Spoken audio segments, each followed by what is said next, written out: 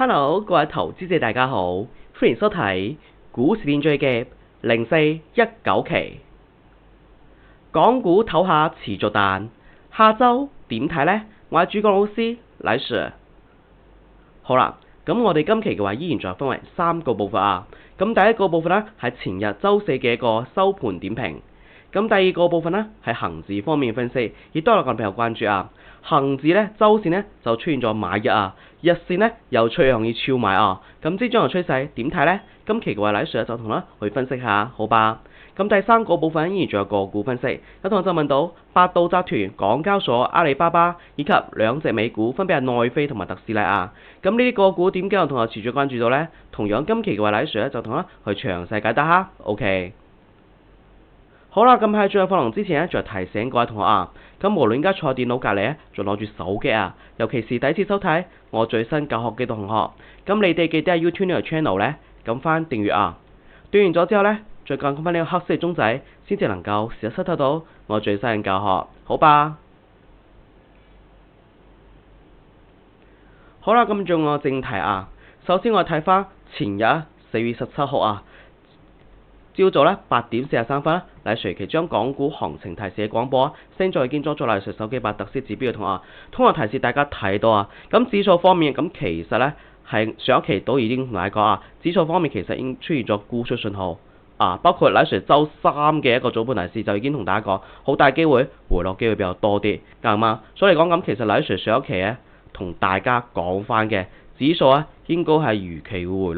回落到呢，咁基本上按照黎 Sir 同各位投資者去分析或者講嘅，咁應該依家指數方面咧，好大機會咧會夠住雙底啊。咁當然如果冇雙底，都係按照之前黎 Sir 同大家講啊。咁之前喺呢個位置嘛，因為關稅原因係咪先大跌咗啊？咁大跌咗，咁如果依家彌補翻，即係慢慢回升，冇其他外空影響，個指數都係升。調整再拉升咁樣嘅局勢係咪先？所以嚟講，依家升勢咁，其實大家通過特色指標都知道啊，綠色飄帶啊嘛，佢係太淡啊嘛，咁佢別得越闊係咪先向下啦？咁基本上嚟講，佢太淡啦，係比較強。所以講咁依家雖然有資金入場啊，咁基本上啊，咁呢度有個裂口咁大，再加上綠色飄帶咁大阻力情況之下，回落啊都要正常化啊。大約啊，黎 Sir 咪同大家講，大約好大機會，目前嚟講話2萬到22000之間呢個區間會比較大啲，啱唔啱 ？OK， 咁當然大家見到未？依家綠色飄帶持續太淡啊，阻力咧就不斷向下移動啊嘛，係咪先？咁目前嚟講買沽信號就出現咗沽出信號，雖然話資金咧有持續流入啊，不過嚟講有資金流入講明咧跌嘅幅度啊，暫時嚟講係跌得會比較少啲。再加上我哋知道本月嚟講啦，咁其實11號就10號啊，或者11號啊，本身收咗支陽燭。啊，講明嚟講，雖然話經過關稅之後跌得咁慘，咁其實要恢復咧都係要時間。整體本月咧係強少少啊。OK，咁當然啊，咁資金啊能唔能夠突破？即係話通過有我哋資金加持，因為經常同大家講啊，資金啊係我哋股價升跌嘅本質。資金呢個資金背離同我哋大單當政策都代表資金，不過呢個資金背離啊比較傾向咧代表趨勢啊。所以講佢趨勢當中咧，大家見到未？係咪都有回落嘅一個跡象啊？係咪先？一個整體代表性啊嘛。咁當然而家資金啊有同學都問到黎 Sir 啊，咁而家有資金加持情況之下，綠飄帶下沿呢，係咪能夠突破呢？不過黎 Sir 一直同大家講啊，咁我哋特色指標用呢，我哋要用得深入或者要了解比較明白啱唔啱？咁黎 Sir 嘅觀點啊，最好呢，資金方面呢，又加速流入啦，加速流入啊。咁呢種情況呢，佢突破呢個阻力嘅機會咧先比較多啲，就好似資金我今日同大家講，好似我揸車踩油門同埋剎車，咁剎車嘅時候放鬆反而向前，咁踩油門嘅時候如果我哋加速，咁佢其實個動能啦係咪比較大啲啊？所以嚟講呢種情況啦，咁未有加速講明嘅咧，市場會預期回落啊會比較大啲，啱唔啱？再加上尋晚夜期嚟講，咁低開嘅機會比較多，不過今次低開咧又即係話唔啱。因為我知道我哋星期四即係週四嘅朝早啦，其實高開啊，所以黎 Sir 咪今日同大家講啊，所有方式方法包括特色指標啊，佢都代表一個概率機率咁樣咯，即係冇100%嘅不過咧可以作為大家一個重要嘅參考啦。不過之前咧好多次啊，帶佢高開基本上8-9成左右啊。咁當然再加上最主要嘅資金流入速度減弱，意味住上升動力減弱，或遇阻力回落嘅機會比較多啲啊。呢個指數方面啊，咁當日星期五並冇按照特色指標，包括賴 Sir 嘅分析咁樣，點解啊？等陣分析恒指嘅時候都會同大家去講下 ，OK。咁呢個指數方面同大家提示啊，咁個股嘅話，咁個股而家暫時因為大家知道啊，跌得咁犀利，基本上所有板塊個股咧，基本上都係暫時都未有馬上轉好啊，需要時間 ，OK。不過依家目前嚟講，除咗黃金啦，黃金依家無論係中期或者短期嚟睇佢都係轉勢啊。咁大家見到啊，黃金方面咧。咁如果大家，我同大家講，如果大家唔知道外圍因素情況之下，大家要通過特色指標工具雖然話唔係問啦，不過冇工具萬萬不能啊。跟住同賴 Sir 咪同大家講，DIPC包括 DIPC之前呢個位置嘅時候賣21000嘅時候咧，我同大家講好大機會仲有上升，因為嚟講通過莊家佢強勢嘅時候，我哋可以見下莊家圖，就見到當時咪同大家判斷啊，21000到23000咧。應該仲有機會啱唔啱 ？OK， 咁依家大家見到未？DIPC基本上同恒指咧係同步睇塔啊！所有板塊當中，大家見到未？無論係呢排咧升得比較犀利嘅半導體芯片啊，包括甚至未來叫6G啊，咁暫時咧仲係轉紅色飄帶睇好啊！不過黃金轉睇好啊！咁黃金其實咧會轉好啦，無非就係因為依家嘅經濟咧唔係幾好咯。咁大多數咧，咁投資嘅機構資金啦，為咗避險咪留翻黃金作為個保值黃金。所以講其實咧，黃金係作為一個經濟嘅反向指標嚟睇咯。OK， 呢個就賴 Sir 今日同大家講嘅板塊所以講板塊方面咁大家去睇到邊啲強勢板塊，通過飄帶莊家資金揾到右下角呢啲個股，然後再結合莊家揾到強勢板塊個股，呢個都係經過賴 Sir 同大家講嘅先指數後個股，指數板塊個股之間相互對比咁嘅意思咯。OK， 咁當日星期三上期賴 Sir 咪同大家講係回落機會比較多，點解我哋星期四咧？咁其實咧並冇即係話並冇按照賴 Sir 嘅一個分析咧去行咧，啱唔啱？包括係邊度方面咧有其他嘅因素咧 ？OK， 咁當然知道我哋週五咧，尋日咧咁已經就放假假期咁基本上我哋嘅下週咧要到下週二咧，即係我哋復活假之後咧，下週二先至開市大家放完假要到下週二先能夠睇股市咁當日週四回升咧，咁賴 Sir 而家睇到資訊方面咁可能係內地嘅四大銀行嘅原因內地四大銀行咧，因為嚟講佢有中長期嘅資金咧入嚟，所以講對於銀行股咁其實雖然話唔似9988、阿里巴巴、騰訊呢啲咧權重咁大，不過係四大行當中咧有中長期嘅資金入嚟咧，導致銀行股都持續拉升，銀行板塊，所以講導致股市咧咁其實有所回升咁樣咯。OK， 咁呢個就主要星期四嘅一個開市嘅情況咁星期四大家見到未？基本上咧都係一個震盪趨勢向上為主，尾盤咧仲拉升咗少少，啱唔啱？最終收市21395升幅338咁其實呢個位置基本上仲係綠色飄帶下沿阻力之下咯，咁究竟咧有冇機會突破呢個位置我哋啱先同大家講下沿阻力21730，不過呢個21730因為隨住綠色飄帶下沿，而家係到邊咧？咁依家我哋進行我哋下一個環節恒指分析 ，OK。恒指分析依然仲按照賴 Sir 教學思路、國際形勢政策最佳技術分析咁當日啱先已經同大家講，週四咧有所回升，本來應該係回落咁因為銀行嘅原因不過依家呢排咧咁其實外圍因素依然仲係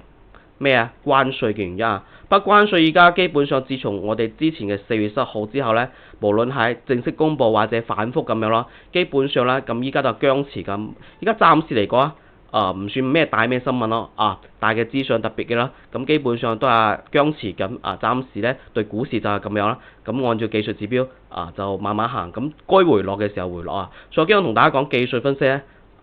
能夠再循技術只有美股啱唔啱？美股當中因為佢背後咧係美聯儲嘛，美聯儲作為全球嘅央行嚟講啦所以話呢排咧咁基本上有拗出係咪要換美聯儲嘅主席啊，或者點樣，不過無論點樣都唔影響佢功能啊，因為嚟講造就成美股咧強勢咧，咁技術分析咧比較穩陣啲啊。咁當然有同學經常同大家講啊，咁港股又點樣啦？港股咪經常同大家講，基本上6到7成咯，呢個準確率係咁樣啊。咁當我進階版好似大戶吸籌呢啲，可能高達8成。都有8成以上啊！咁港股當中因為我哋知道要睇恒生指數，恒指啱先咪同大家講，除咗銀行股5號仔友邦保險仲有9988、3690同埋700呢啲權重大股啊！咁呢啲大股咁其實係來自內地所以點解經常同大家講恒指今內地大 A 嘅原因咁當然大 A 係咪好好做呢？並唔係用特色指標唔到5成所以再加上佢係 T+1啦，唔能夠當日即時買賣所以講咁其實係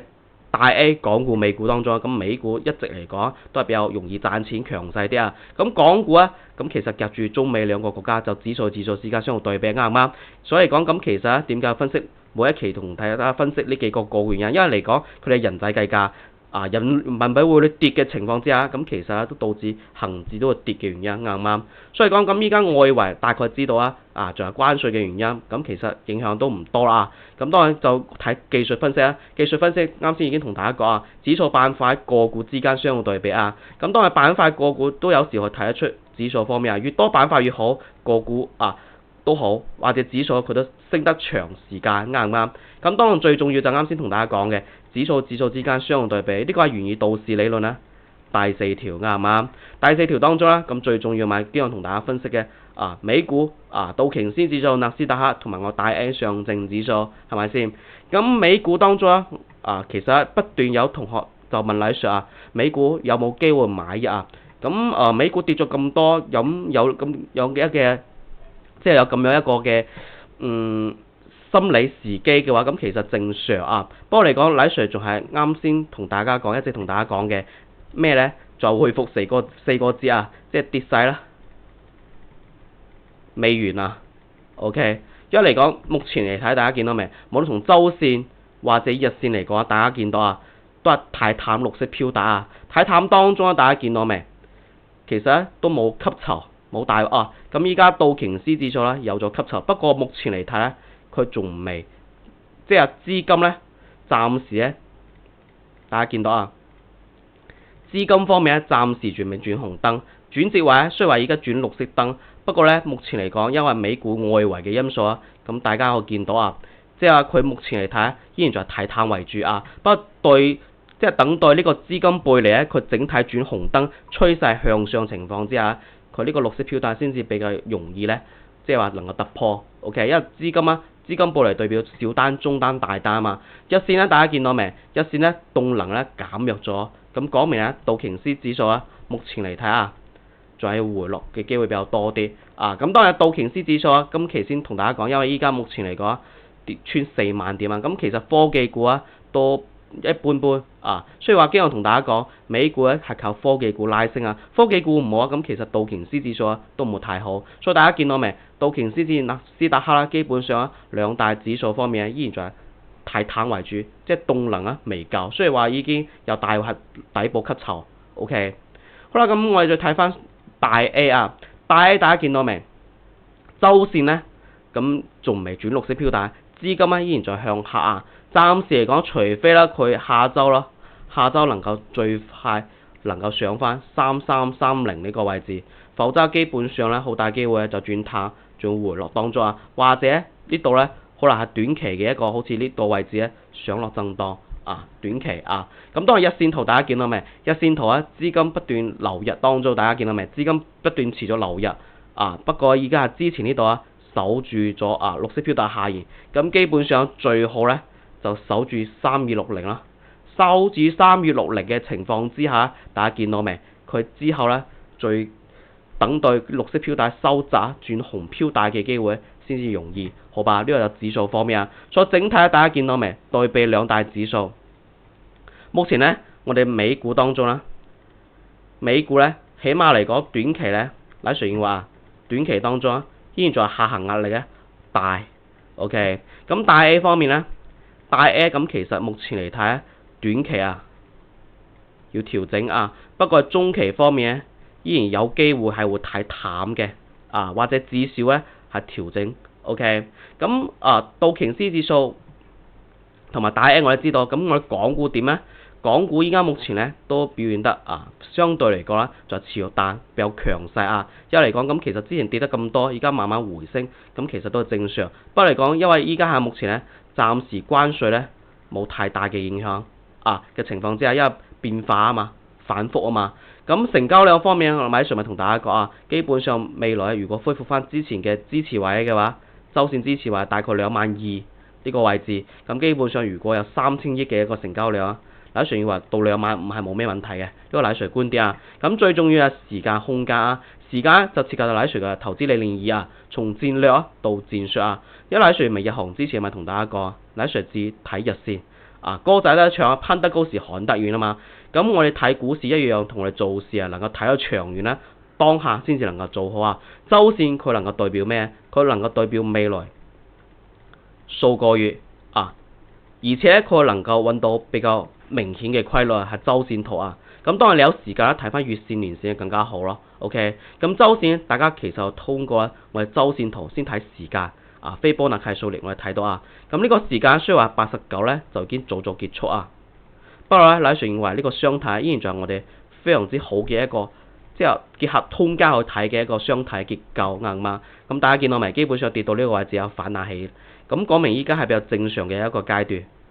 正常階段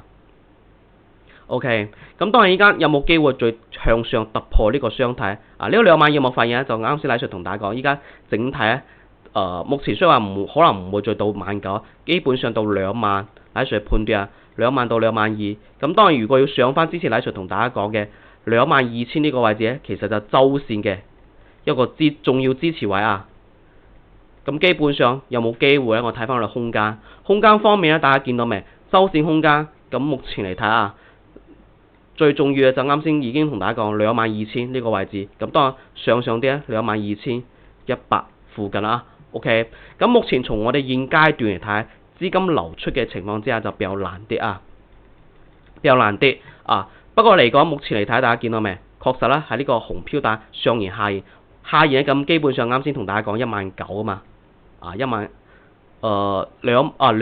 呢度附近，21000呢個附近應該 OK。咁其實我哋通過富途牛都嘅進階版都能夠睇出。首先我睇翻恒生指數恒生指數周線圖大家見到未？啱先已經同大家講呢個下沿基本上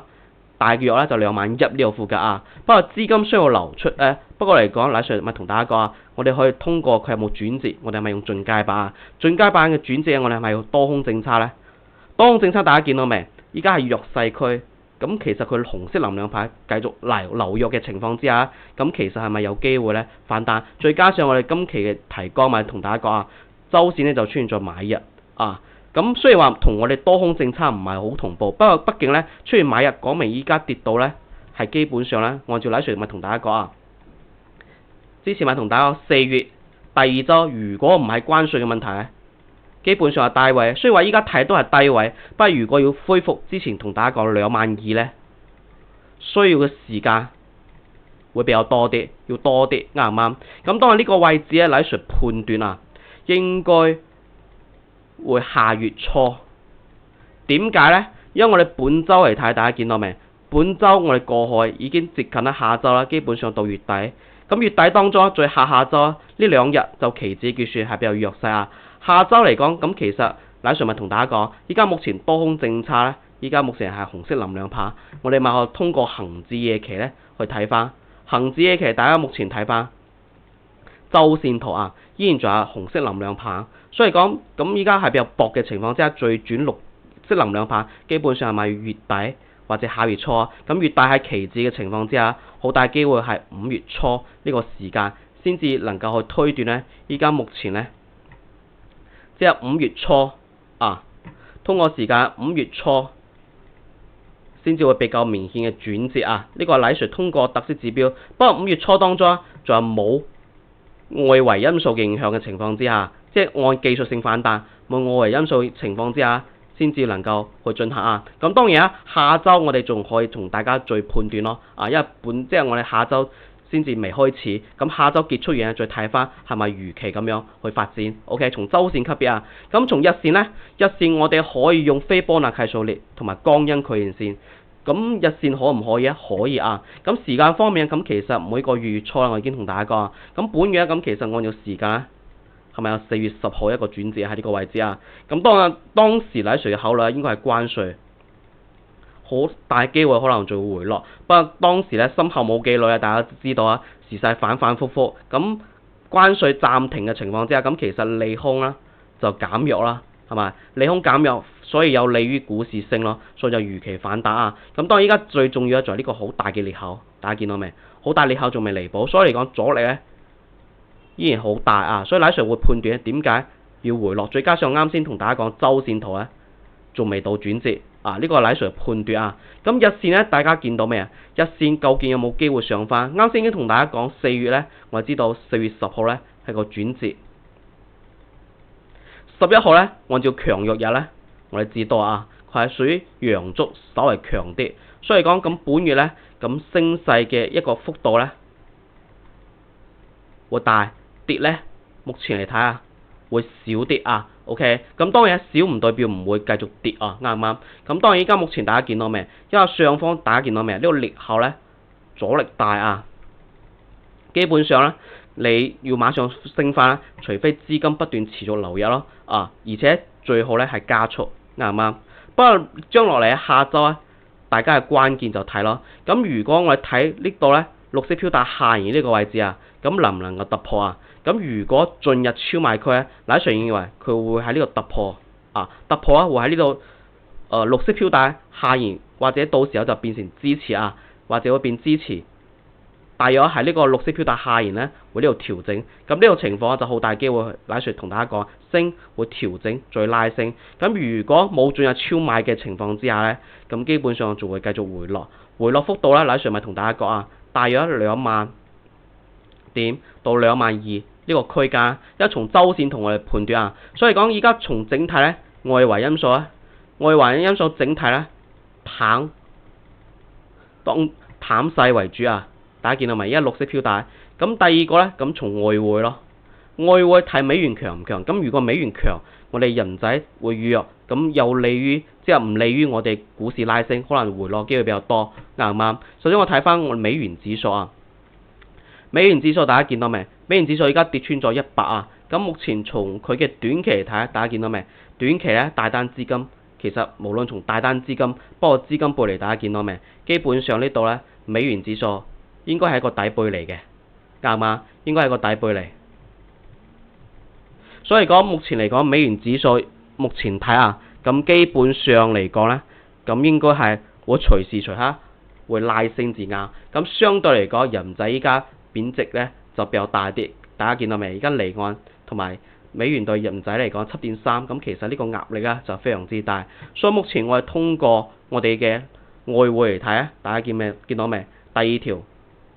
外匯咧，咁其實咧，人仔咧向下行嘅壓力咧依然比較大啲，所以講港股咧依然仲有壓力比較大啲啊。咁第三個就啱先同大家講，周日線已經同大家分析咗啊。咁如果資金冇加持情況之下，回落機會比較多，一旦減咗更加唔使講啊。除非佢下週仲有就超賣區啊。咁另外咧，咁其實通過我哋嘅進階版，即係進階版我哋分析下週二開始咧，佢究竟係點樣？OK， 咁目前嚟講，通過進階版嚟睇下，大家見到未？大單資金咧係不斷流入，上穿零軸，已經進入咗強勢區啊！咁目前從大單資金嚟睇咧，咁突破呢度嘅機會咧稍為大啲啊！不過依家目前咧係冇大戶機構吸貨咯啊！所以嚟講，佢呢個綠色能量牌，大家仲要關注佢有冇持續流入，繼續上穿啊！咁能唔能夠上穿咧？我睇翻30分鐘，30分鐘我知道咧，我能夠睇到未來1日啊嘛，未來1日大家見到未？依家目前嚟睇，咁依家持續減弱啊，持續減弱當中，暫時冇黃色巴出現，冇黃色巴出現就講明佢跌落弱勢區比較難啲。所以嚟講喺呢個位置嘅情況下，轉綠色能量棒咧會比較大機會。所以嚟講，賴 Sir 認為依家紅飄帶趨勢向上為主，依家轉綠色能量棒啊。所以賴 Sir 認為下週二可能會升嘅機會，暫時從技術指標比較睇。不過嚟講，目前嚟睇下週二當中我哋結合恒生指數夜期嚟睇大家見到未？夜期咧依家暫時咧又係跌嘅喎。不過嚟講，我哋上週即係我過去週四朝早咧，咁其實都係升，並冇按週三嘅一個夜期嘅跌勢去升勢去睇翻。所以目前大家見到夜期，我哋只能夠判斷我哋下週咧，依家目前資金方面咧仲係持續流入，好大機會咧，目前仲係會喺呢個綠色飄帶呢度上落震盪為主，機會比較多啲。OK， 咁再結下啱先賴徐文同大家講週線圖依然仲係未有明顯嘅轉值嘅情況之下，咁基本上咧，大家知道講明咧週線咧暫時嘅升勢主然仲係比較唔係幾強。OK， 以上就賴 Sir 同大家去分析嘅恒生指數。OK， 咁當然股市咧就冇絕對賴 Sir 有時分析都有錯誤，啱唔啱？咁當然賴 Sir 嘅一切教學都係源於我哋嘅系統系統賴 Sir 經常同大家講呢個系統就永久使用，唔需要交年費。所以嚟講賴 Sir 好多時候都會同大家再次去講到啲問題，呢個都係不斷有同學不斷要同大家去講翻而且港股、美股、大 A 同時能夠睇到而且最重要嘅就係大家有時翻工做生意攞住電腦肯定唔方便不過嚟講呢個平板手機都可以同時睇到OK， 而且最重要係實時報價 OK， 所以講如果對於系統非常之感興趣嘅話，投資者嘅話，大家去視頻下方揾到相關 link， 然後點嘅就連到賴 Sir 呢邊 OK。好啦，咁最後一個環節個股分析，好吧？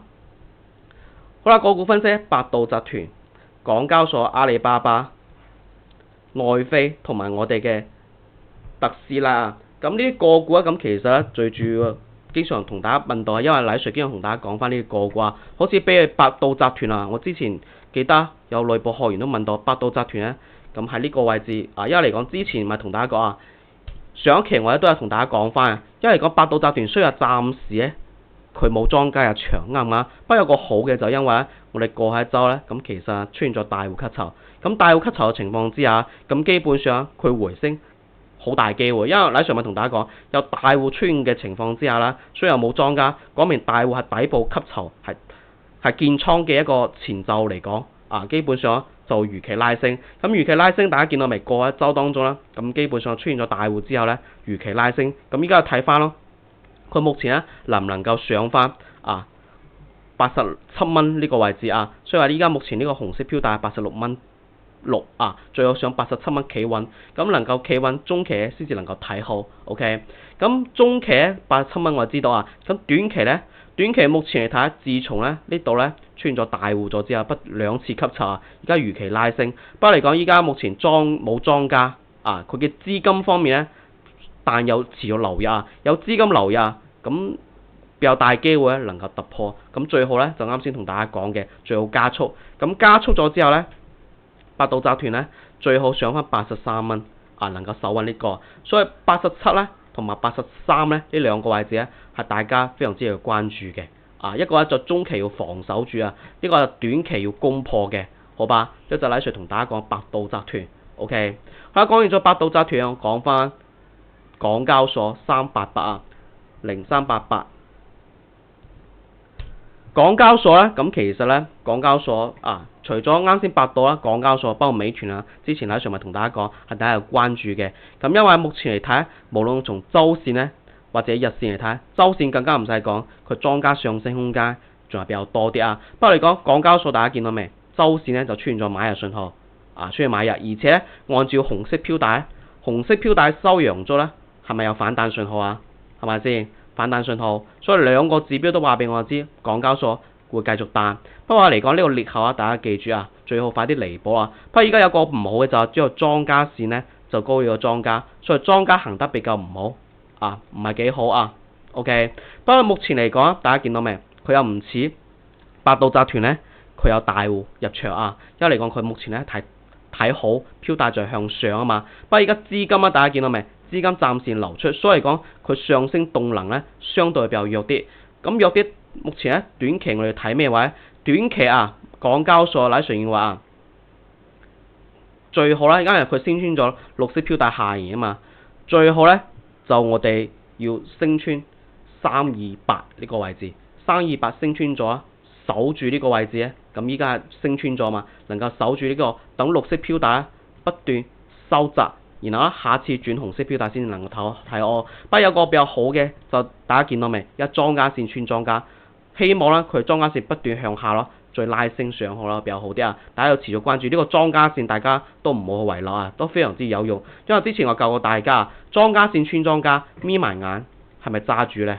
係咪先？咁確實咧，大家見到未？係咪不斷向上升咧？咁依家就睇啦，佢呢個有冇轉角咯 ？OK。咁資金方面咧，啱先已經同大家講持續流入，希望佢加速會比較好啲，突破或者維持呢個位置咧會比較好啲。OK。好啦，講完咗388個阿里巴巴9988。阿里巴巴咁，阿里巴巴有啲似同恒指同步，不過嚟講，目前嚟講蟹貨不斷減少，都係收住支陽燭。不過嚟講，資金咧，大家見到未？都係持續流入啊。咁佢有冇大戶咧？大戶咧，咁其實咧係之前4月10號個附近嘅時候咧，就已經出現咗大戶啊。大戶當中，大家見到未？佢吸完貨啊，咁就如期拉升。咁依家目前嚟講，依然就係關注大家資金有冇持續流入啊。咁能唔能夠突破？我睇翻個周線圖靚唔靚咯？咁周線圖咧，上面話從中期睇下，因為佢上方裂口咧就非常之大啊，所以講喺上面話佢最好咧能夠企翻身啊，呢度咧呢度121啊，121蚊應該係啊，哦115啊，115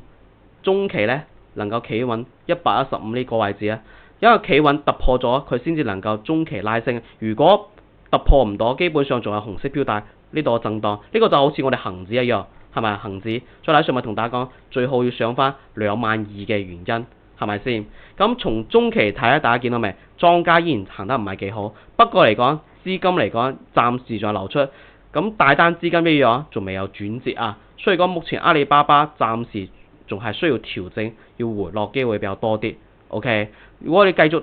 突破上，除非啱先我同大家講能夠上翻113啊，113先至有比較大機會從短期嚟睇，否則繼續回落機會比較多啲，好吧？呢個就阿里巴巴。好啦，講完咗阿里巴巴，講翻美股，最後兩隻美股內飛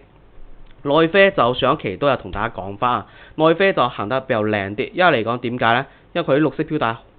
收窄啊，而且莊家線係咪穿莊家？係咪先行得非常之好？而且周線又唔使講，睇上回踩紅色標帶收陽燭，雖然話係前一週行得唔係幾靚，不過嚟講我哋過去週已經突破咗佢嘅一個阻力位941蚊啊！紅色標帶收陽燭突破咗，持續拉升。OK， 所以目前嚟睇，嗱，雖然話內飛只要守住啊，即係930蚊，930蚊，除非美股大跌咯，930唔係嘅話，佢基本上大家可以做 call 嘅。即係做個期權咯 ，OK？ 呢個就內飛啊。咁內飛講完咗，講翻最後一隻特斯拉。特斯拉咁基本上啦，都大多數都係同我講啊，美股有買定其實係科技股啊。咁特斯拉喺上面話，無論從週線或者日線咧，大家見到未？依然在睇塔啊。咁依家目前嚟講，大戶機構啊，週線都冇出現咗，日線咧都係未。日線咧係之前呢個位置升咗冇幾耐，然後再跌啊。所以講特斯拉喺上面話，短期要升翻上之前嗰啲高位比較難咯，要慢慢升。起碼嚟講，大家見到未？基本上從短期睇，你係咪要守住250蚊呢個位置啊？250蚊，咁基本上依家目前咧就呢個震盪。所以講從中期睇，大家見到未？業務大戶雖然買入，佢動能不夠啊嘛，最多咪升到300蚊，係咪先有回落？所以嚟講，喺上面話特斯拉同我哋美股一樣啊，4個字跌勢未完啊！呢個就同佢哋老細嘅操作有關咯。OK， 呢個就喺度同大家分析嘅美股，好吧？好啦，今期嘅一個節目就同大家講呢度啊。下期咩時間呢？下期依然仲係每逢週3同埋週6嘅時間保持不變，好吧？今期節目就講到，我哋下期再會啊，拜拜。